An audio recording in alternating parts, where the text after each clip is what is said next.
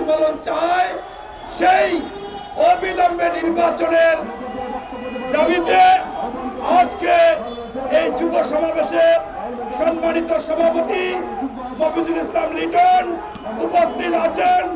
আজকের অনুষ্ঠানের প্রধান অতিথি বিএনপির দক্ষ পার্লামেন্টারিয়ান এবং বর্তমান চেয়ারপারসনের উপদেষ্টা জনাব হারুনার রশিদ হারুন ভাই উপস্থিত আছেন।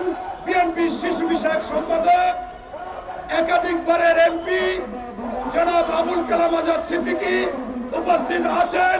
বিএনপির নির্বাহী কমিটির অন্যতম সদস্য বরিশালের সদরের কৃতি সন্তান জনাব আবুল আছেন মোহাম্মদ রহমতুল্লাহ উপস্থিত আছেন। কৃষক দলের ভাইস প্রেসিডেন্ট জনাব ভিপি ইব্রাহিম আমার সাথে এই দীর্ঘদিন যিনি আন্দোলন সংগ্রামে ছিলেন এবং এখনো আছেন, তিনি হচ্ছেন মৎস্যজীবী দলের অন্যতম নেতা জনাব ইসমাইল হোসেন সিরাজি, পল্টন থানার সাংগঠনিক সম্পাদক ফিরোজ আলম পাটোয়ারি সহ অন্যান্য নেতৃবৃন্দ।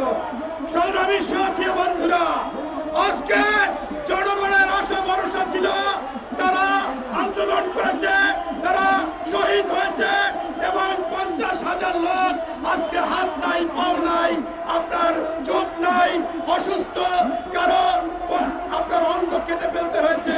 তাদের একটাই চিন্তা ছিল, বাংলাদেশে আপনার বাজার সিন্ডিকেট থাকবে না, মানুষের ক্ষমতার মধ্যে দ্রব্যমূল্যের দাম চলে আসবে। মানুষের চিন্তা ভাবনা ছিল আইনের শাসন হবে, মানুষের চিন্তা ভাবনা ছিল যে আপনার আজকে সন্ত্রাস চলবে না, দখল চলবে না, সিন্ডিকেট চলবে না, সুশাসন সুনীতি হবে।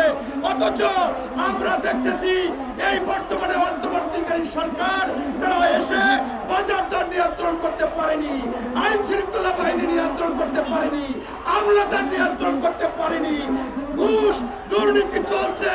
অথচ ওনারা শুধুমাত্র সংস্কারের নামে আপনার কাল ক্ষেপণ করছে এবং এই ফাঁকে ওই আওয়ামী দোসর, আওয়ামী লীগের সন্ত্রাসীরা তারা বিভিন্ন জায়গায় বিভিন্ন অবস্থান নিচ্ছে। তাই আমি মনে করি জনগণের আশা আকাঙ্ক্ষা, ভোট অধিকার, গণতন্ত্র, সুশাসন সুনীতি, বাজার দর নিয়ন্ত্রণ, সন্ত্রাস থাকবে না, দখল থাকবে না, চাঁদাবাজ থাকবে না, ঘুষ দুর্নীতি থাকবে না। এটার জন্য জনগণ যাকে চায় তাকে নির্বাচিত করে আনবে। একটি জবাব